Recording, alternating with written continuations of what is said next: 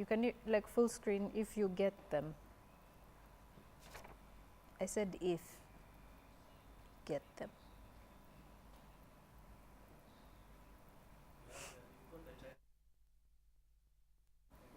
What's up? Or a text?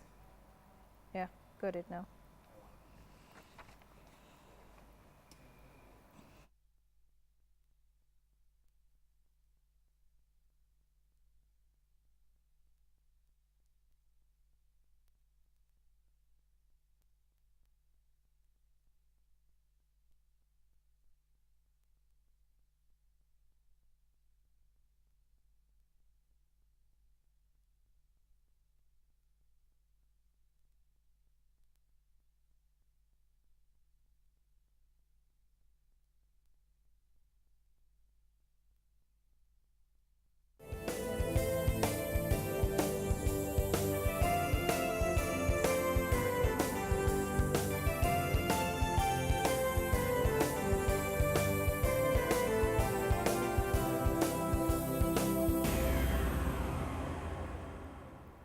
Welcome back. You're watching Business Today here on KTN News, and news just coming in indicates that one of Uganda's presidential candidates, Kizza Besigye, has been arrested yet again less than 24 hours after he was arrested on polling day. That was yesterday when Uganda went to the polls. Now, the provisional results show that incumbent candidate Yoweri Museveni is leading with 62% in 6,448 of the 28,010 centers. And more of these updates are going to be coming up as well through the Electoral Commission regarding the results and who exactly is leading or who is having what percentage regarding the presidential results in Uganda. And also the police are alleging that the Forum for Democratic Change, we're having a parallel tallying center, and we're planning to announce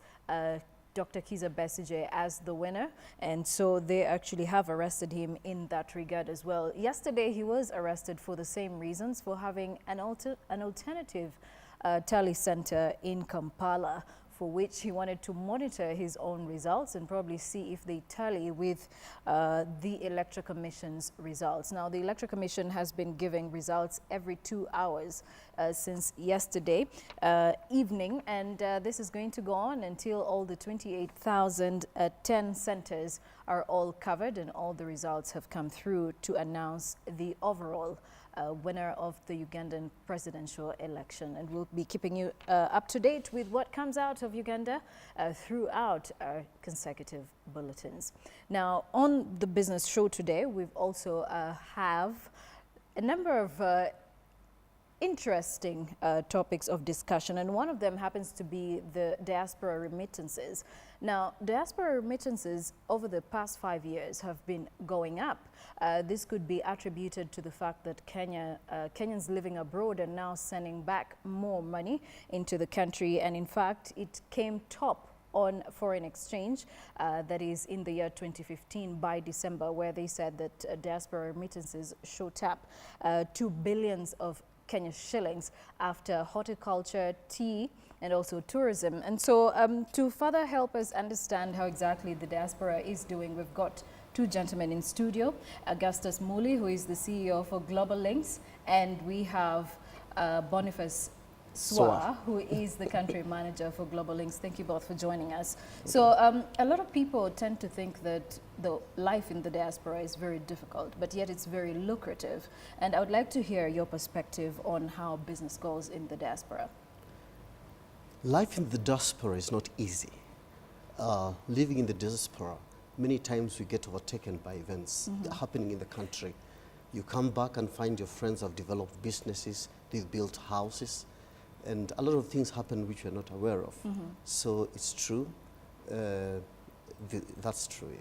Okay, all right. And from where you sit, where exactly are you based? Are you based here? You're based? I'm based here. Okay. I'm the one who handles like the network from diaspora in Kenya, trying to bring guys back home, tell them, but look here, you guys can still invest back home here. And also the companies that have interest in the diaspora, trying to advise them that, look, we have a lot of Kenyans in the diaspora, this is what you guys can do to tap that market. All right, and they say that, you know, the biggest contributors when it comes to foreign exchange in terms of diaspora remittances are from North America and Europe.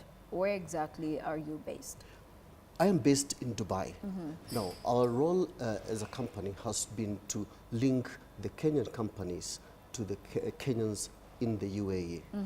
Ours is a marketing and event management company. So we do a market research to find, to relate to the Kenyans in Dubai and the UAE, and to relate them to the country, to the companies that come to look for investors in Dubai. All right. And so how many companies are you dealing with at the moment that are investing in, say, the United Arab Emirates? A lot of companies are interested to come to Dubai. Different companies, financial institutions, real estate companies, logistics companies, cargo. And when they come to Dubai, when they're interested in coming to Dubai, we are the ones who will show them who to meet. We arrange for them events where they can meet prospective investors, people who are interested to invest back in the country. Right. Does the same apply to the other way around, encouraging people in the United Arab Emirates or investors per se to come and invest in Kenya? And if yes, what sectors are we looking at, Boniface? The same. We are doing real estate, insurance, logistics. We also have learning institutions. Some are interested in Dubai and the diaspora. So we are acting as the link, advising them on. So there have been a number of issues about workers' harassment, especially in the United Arab Emirates, Dubai, and in Etihad as well. There have been a number of cases that have been recorded, cases to do with harassment, and your companies are key in ensuring that this does not happen. But what are you doing as Global Links to ensure that there's no harassment of Kenyan workers in the United Arab Emirates? A lot of people confuse United Arab Emirates with Saudi Arabia. So those are completely different regions. But there have been cases in the UAE as well. Like anywhere else in the world, there'll be such cases. But in Dubai, the Kenyan consulate, working with the Kenya Welfare Association, has been very instrumental in looking at issues affecting Kenyans. And most issues are very, very effectively dealt with. Of course, there'll be other complicated issues, but the two institutions working with the UAE government have been able, in many cases, to solve most of these problems. All right. When you say to solve most of the problems, I'm really insisting on this. What have you put in place? What measures have you put in place to ensure that the Kenyans who go to invest in Dubai, for instance, have their rights protected as workers there? I wish to say that Dubai is actually one of the best places to work. The law is very effectively kept. So I'm seeing a lot of times many people confuse United Arab Emirates with Saudi Arabia. All right. So I wish to assure most of the companies who've come to Dubai, they've been very well treated, very well received. A lot of Kenyans in Dubai, contrary to a lot of information, they have excellent lives, they've got excellent opportunities. It's one of the safest places to be, to invest, to live. All right. So let's not focus much on the negative side. Let's also look at the brighter side of it. So you've mentioned logistics, real estate, educational institutions, as well as the insurance sectors, right? Yes. Yeah, but when you look at these sectors specifically, back home, the insurance sector is not performing too well in terms of penetration, but it could be doing better in Dubai. Yes. Could this explain why a number of insurance companies are having branches in Dubai from Kenya? Dubai has very strong economy. We've got tax-free salaries, so a lot of people have a lot of disposable income. So there is a lot of opportunity, a lot of investment opportunity that many companies are now trying to focus on. And in the past, many companies have been coming to Dubai blindly, just coming to meet people. And then they've not been able to meet actually the right people. And that's where we've come in as a company, as an event management company, to relate the two, to relate the Kenyan companies with the specific people they would need for their products. Okay. There's no way you're going to come and sell a house in Muthaiga for somebody who's not interested in that. So we identify the people who would be interested in what, and we link the two.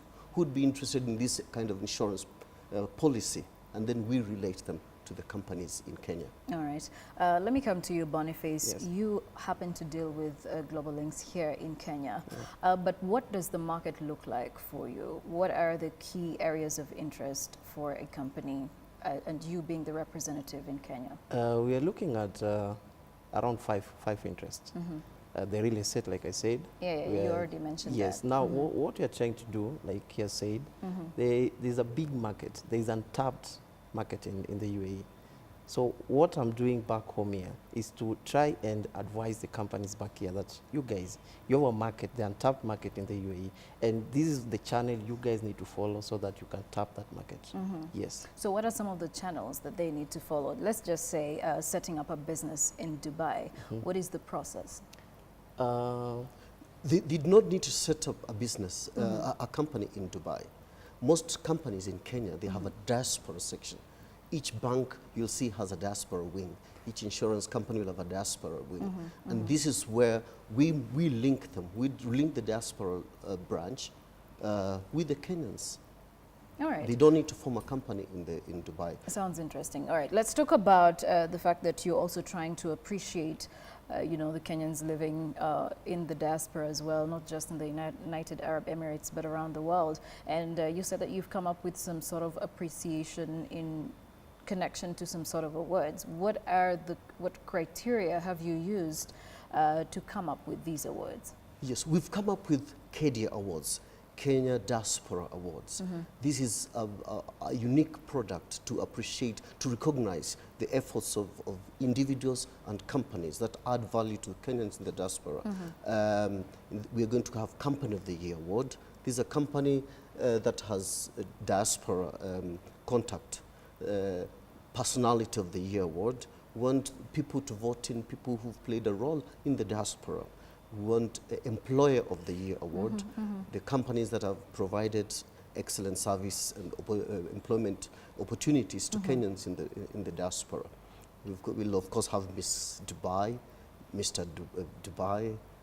So those are just some of the categories. These are the categories, yes. All right. In terms of the companies, company awards, we're going to look at as Boniface said, we're going to look at financial institutions. We're going to have those categories: real estate companies, educational institutions, logistics and cargo. And people have already voted through www.kdawards.com. Okay. Thousands of people have voted in their companies, and that's why we're here in Kenya now. I came to Kenya to meet these companies who've been nominated for these awards. So they're all Kenyan companies with operations around the world. Exactly. The Company of the Year Award is for the companies with contact with the diaspora. Employer of the Year Award is for the companies based in Dubai that employ Kenyans. All right. Well, gentlemen, thank you so much for joining us.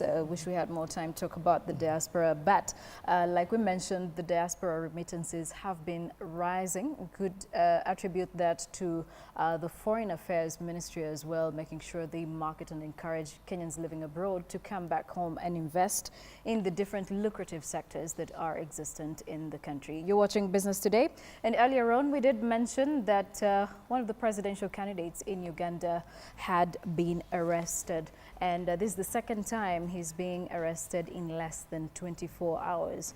The Ugandan election did happen yesterday, where Ugandans cast their votes for the presidential candidates and members of parliament and other elective positions. But the police in Uganda is accusing Kizza Besigye for having an alternative tally center where he is counting his own votes just to make sure his provisional results are in sync with the Electoral Commission's results, and that is what the police is against. So that is what has caused his second arrest in less than 24 hours. But we'll be keeping you up to date as and when we receive more updates. Now, there's Something that is of interest and that is getting into the market right now, that is virtual banking. And a lot of people probably do not know much about virtual banking, but it is something that you might want to have an interest in. And in the next business update, we're going to be having that conversation on virtual banking, what you need to know about it, how lucrative it can get, and all that you need to know to get into it. You do not want to miss out on that. Coming up next is News Hour. My name is Joy Doreen Bira. Keep it KTN.